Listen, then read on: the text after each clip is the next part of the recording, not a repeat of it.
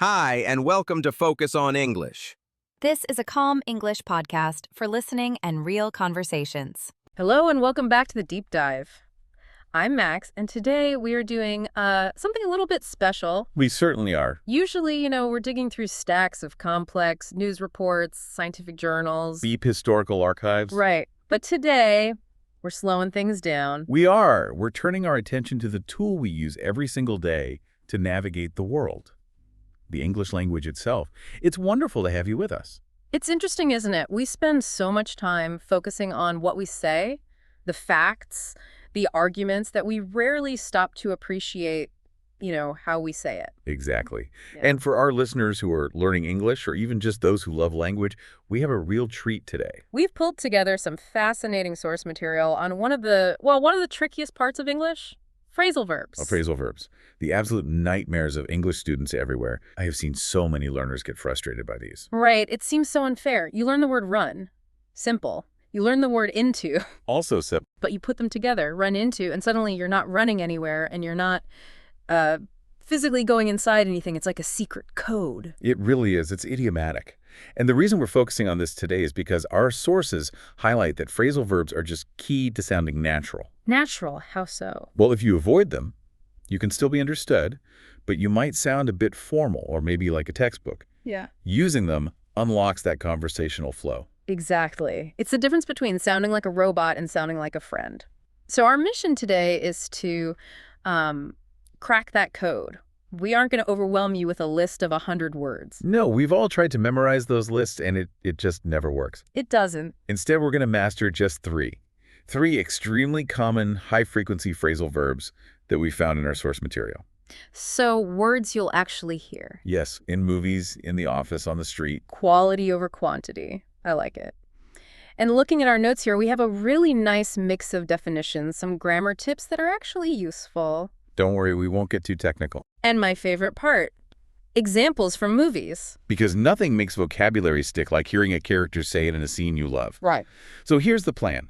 We're going to look at three specific phrases. Okay, what are they? We've got run into, figure out, and end up. Three little phrases that tell a whole story. Ready to get started? I am ready. Let's dive in. All right, let's pick up the first word. Run into. Now, if I'm a learner and I look this up in our source text, what's the core meaning I'm seeing? Well, the primary definition here is about surprise. The source defines it as to meet someone unexpectedly. Unexpectedly. And I want to stress that key word. It's all about being unexpected.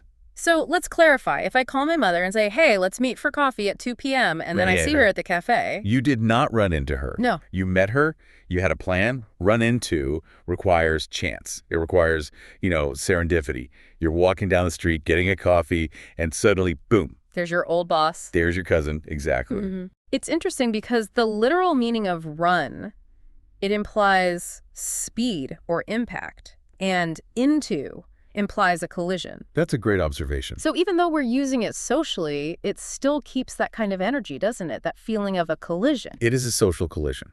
Your timeline and their timeline just crashed into each other. And actually, the source material points out that you can use it for physical collisions too. Right, like with a car. Exactly. If a car slides on ice and hits a tree, you can say the car ran into the tree. Uh-huh. But I'd say in spoken English, maybe 90% of the time, we use it for people. Now, here's where it gets really interesting. We have a quote from a TV show that touches on this double meaning. It's from The Big Bang Theory. Ah, yes. Yeah. Sheldon Cooper. He always takes things very, very literally. He does. In this scene, he gives some advice. If you run into crocodiles, just kick them with your boots. If you run into crocodiles. Yeah. Now, this is funny because it plays with that ambiguity. Does he mean if you physically crash your body into a crocodile? Or does he mean if you just happen to meet one while walking?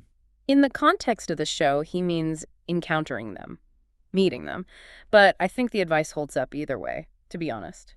I wouldn't recommend testing that theory in real life. No, probably not. But let's look at the grammar here for a second because our notes highlight something important for learners.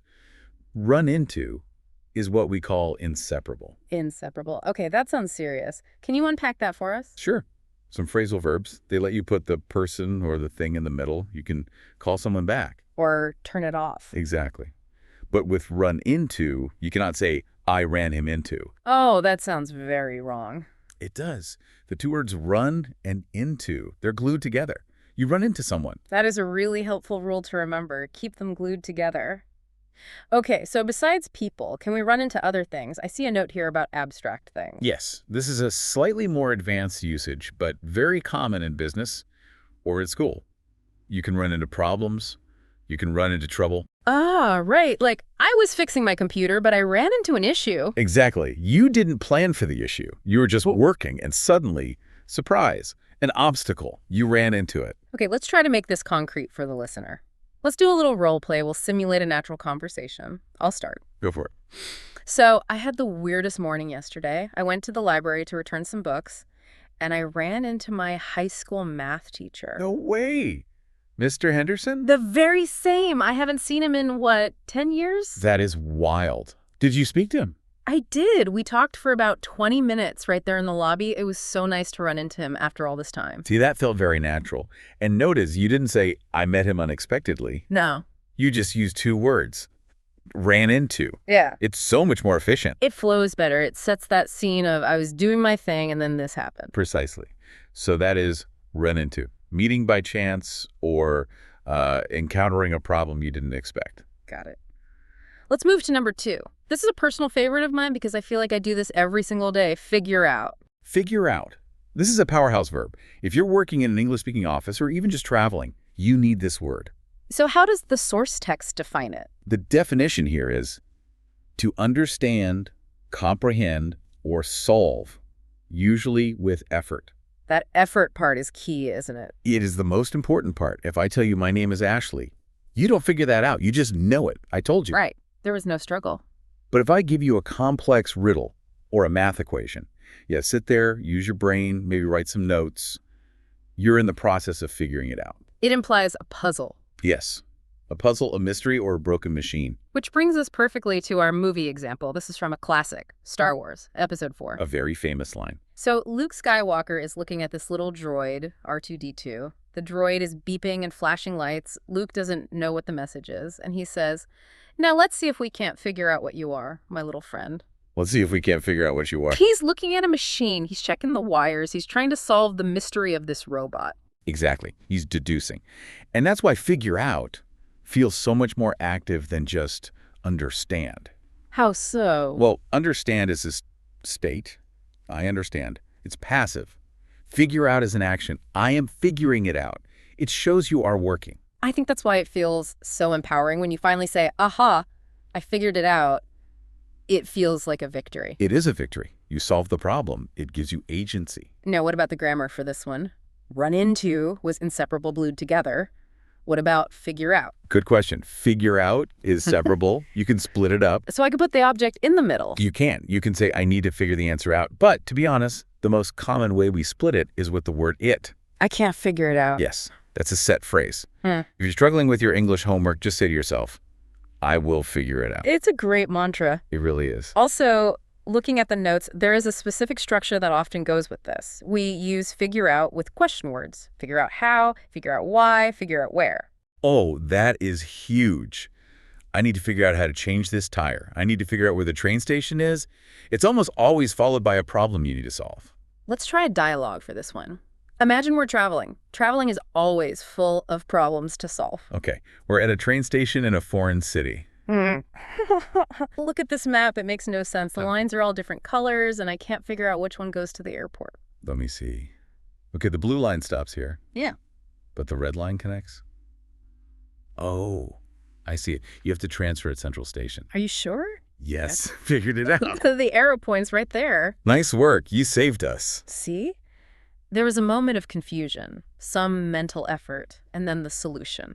That is the arc of figuring something out. I love it. And it's such a useful tool for learners because it buys you time.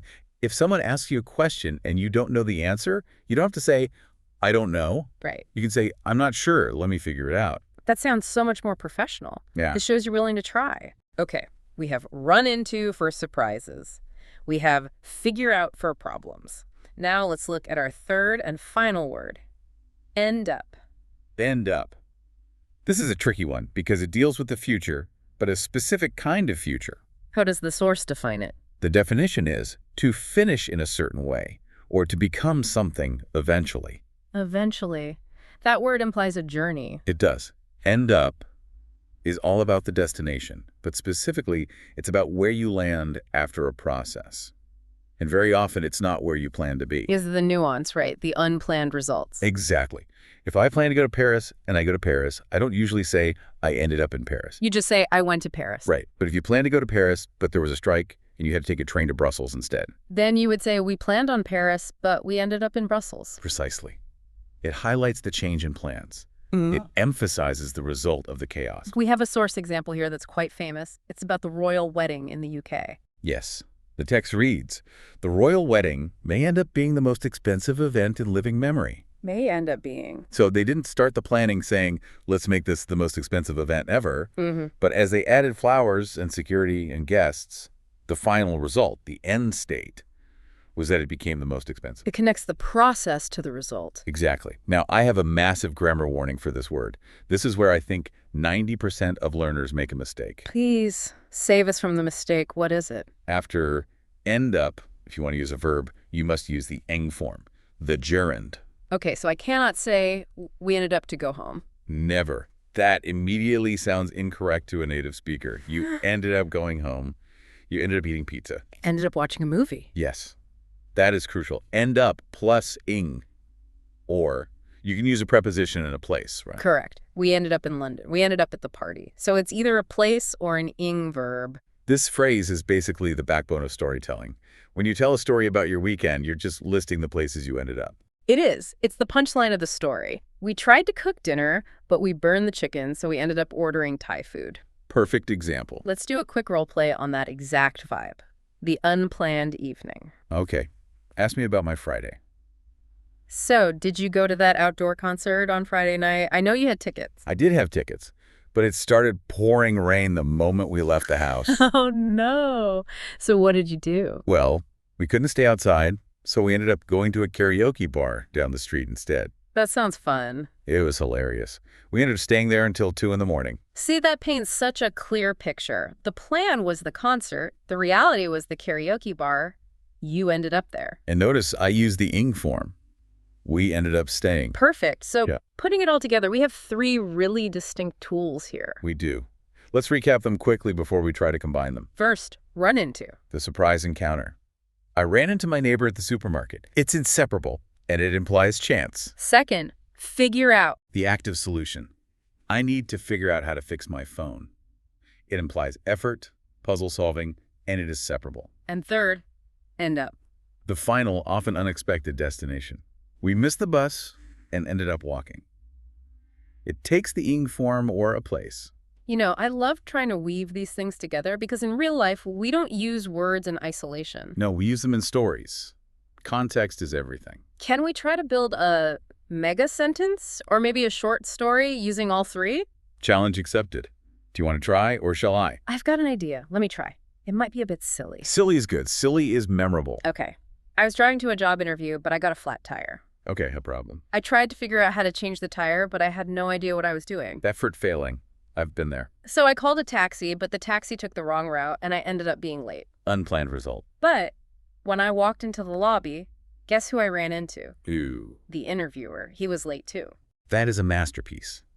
You used all 3 perfectly. You couldn't figure out the tire, you ended up late, and you ran into the person you needed to see. And it sounds like a real story, doesn't it? It doesn't sound like a textbook exercise. Not at all. And that is the power of these phrasal verbs. They add that emotional layer.